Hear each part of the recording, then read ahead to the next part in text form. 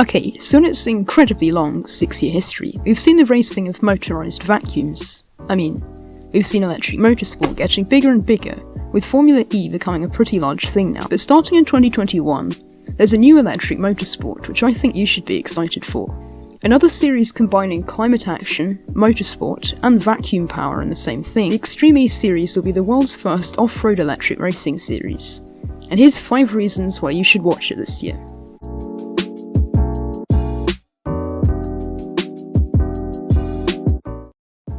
Number 1. The goal. Extreme E was first announced in January 2019 by the CEO and founder of Formula E, Alejandro Agag. Since Alejandro had made himself pretty well off with the Formula E series, he decided, why not start another series? Anyway, it was announced that there'd be an all-new electric racing series, racing off-road in some of the craziest locations in the world in electric SUVs, aka Dysons, but not as just a race, but a race for climate change. Like Formula E, the sport will be 100% carbon neutral, meaning that motorsport is kept at its finest while bringing no harm to the environment. Right from the start, Extreme E wanted to be different, starting from the fact that the paddock isn't even on land. That's right, Extreme E decided to opt for a floating paddock, which will be on board the RMS St. Helena ship which will travel around the world to the tracks. Although don't ask me how they're getting a ship in the Saudi desert. Unlike electric GT, a lot of teams and racing drivers showed interest right from the start in the series, and the Odyssey 21 car they'll be racing has looked pretty cool in the tests they've done in it, so overall it looks pretty well set up. Although again being different, Agag announced some slightly quirky rules for the series, such as the fact that the car with the longest jump on lap 1 will get a power boost for the rest of the race, which is very fair. That seems slightly random to me, but we will let it slide.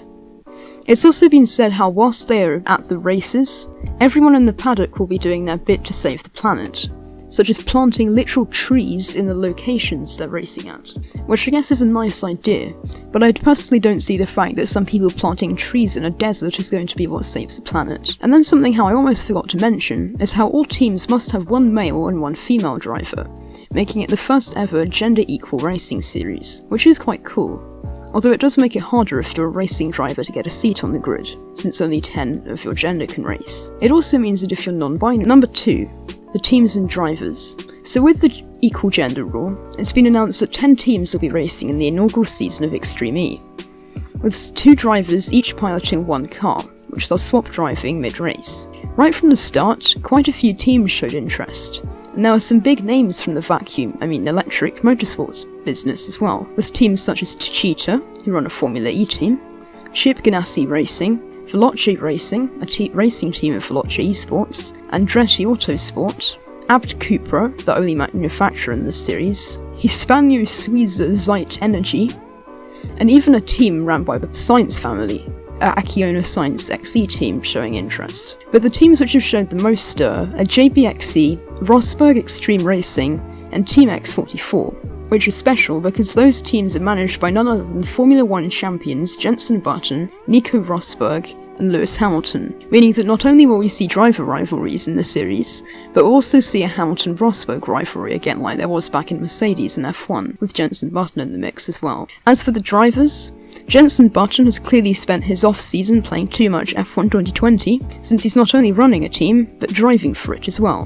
which is not at all my team career. As for the rest which have been confirmed, there are some big names in not only the rallying world, but motorsport world, with drivers such as Sebastian Loeb, Matthias Ekstrom, Timmy Hansen, Stefan Sarrazin, Jamie Chadwick, and Johan Kristoffersson on the grid. And there's also Billy Munger, who's in the Extreme E driver pool, meaning he has possible links to a seat at the remaining Cheetah team. And to add to all of this, the father of Scuderia Ferrari driver Carlos Sainz Jr. will be racing. That's correct, rally legend Carlos Sainz Sr. will be racing for the Acciona Science XE team. Number 3.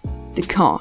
In this groundbreaking series, the car of which teams will be battling in is the Spark Odyssey 21, which, as I have discovered, is sadly not powered by Dyson V11 torque drive nickel/iron, but instead it will be powered by a 540 horsepower electric battery developed by none other than Williams Engineering, propelling these beasts from 0 to 60 in 4.5 seconds, which may not sound like much, but for a 1,650 kilo off-road SUV, that's pretty quick. The car has been on show and has had some testing previously from drivers such as Valtteri Bottas, Ken Block, and her, so it looks like it's going to be very fun to watch. Number 4.